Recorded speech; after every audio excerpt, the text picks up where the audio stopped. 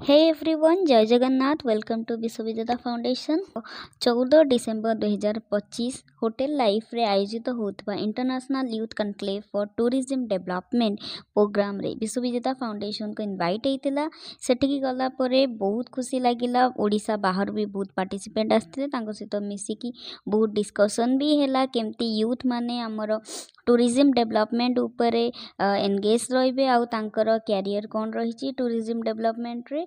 तो तापरे परे आमर सत्य सार सहित देखाला सत्य प्रकाश पट्टनायक जे कि डायरेक्टर अच्छा एनवाईकेसी रो ministry of youth affairs. Then तापरे पीके साउसा जे कि फाउंडर अच्छा सीवाईएसडी रो। एंड तापरे डॉक्टर जी सी सर जे कि प्रोफेसर अच्छा ईएनटी डिपार्टमेंट रे। तांको सहित मिसिकी बहुत भल लागिला। से माने आम फाउंडेशन को बहुत सारा भल पाइबा और बहुत सारा आशीर्वाद मध्य देले। तापर परे देखा जाइतला हमर ideal man of the session जे कि गांधी जी को गेटअप नहीं कि आसथिले। तांको सहित कथा होइकी भी बहुत भल लागिला और सी भी बहुत किसी आइडिया शेयर कले। आजिकार यूथ माने भी टूरिज्म डेवलपमेंट उपरे कैरियर बनै पारिबे। आ पई कि स्पेसिफिक कोर्स भी रहूची।